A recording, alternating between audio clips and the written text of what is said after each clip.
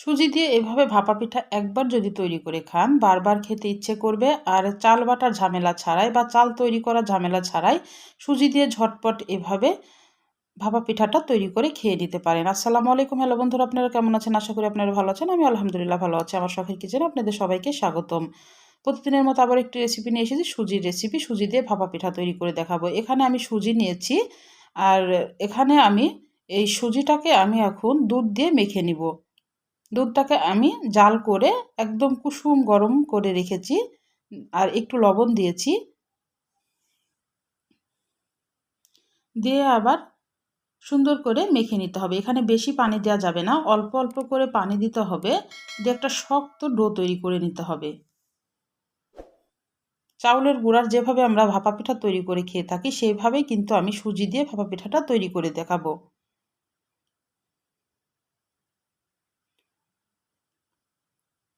একটা শক্ত ডো তৈরি করে নিতে হবে।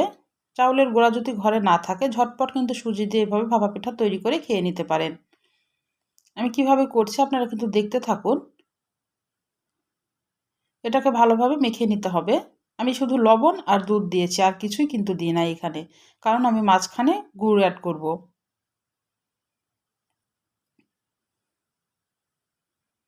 খেজুরের গুড় দিয়ে আমি ভাপা পিঠাটা তৈরি করব। এরকম একটা শক্ত ডো তৈরি করতে হবে। এখানে এখন আমি 1 ঘন্টা রেস্টে রেখে দিব, একদম শক্ত হয়ে যাবে, মানে ঝুরঝুরার মতো হয়ে যাবে। এবার আমি একটা বড় পাত্রে তুলে নিলাম। 1 ঘন্টা পর ফিরে এসে আমি বড় পাত্রে তুলে নিচ্ছি, ওখানে আমার মাখাটা অসুবিধা হচ্ছে। এবার এভাবে হাত দিয়ে এখন ছাড়িয়ে নিতে হবে। আর এখানে হাত দিয়ে ছাড়ার টাইমে আমি একটু করে চাউলের গুঁড়া অ্যাড করছি, আর হাত দিয়ে ঝুরঝুরে করে নিচ্ছি।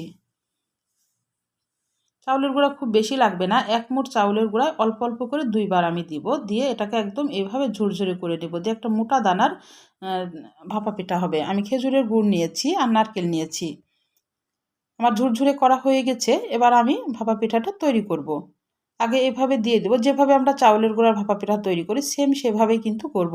মাঝখানে এভাবে গুড় দিয়ে দিব, তারপর উপর থেকে নারকেল ছড়িয়ে দিব, দিয়ে আবার সুজি দিয়ে এখন এটাকে ঢেকে দিব। যেভাবে আমরা চাউলের গুঁড়ার বা ভাতের চাউলের যেভাবে ভাপা পিঠাটা তৈরি করি সেভাবেই কিন্তু এটা আমি তৈরি করে দেখাচ্ছি আপনাদের। এটা কিন্তু অনেক মজা লাগে, এটা গরম গরমও ভালো লাগে, বা ঠান্ডা হলেও কিন্তু অনেক মজা লাগে।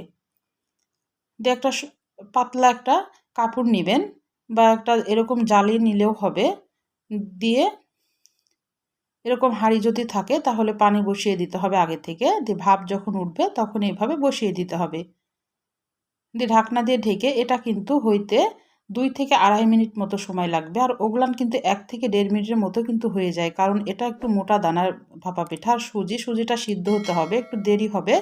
2 থেকে 2.5 মিনিট মতো এটাকে রাখতে হবে। আমি আর একটা রেডি করছি ওটা হইতে হইতে।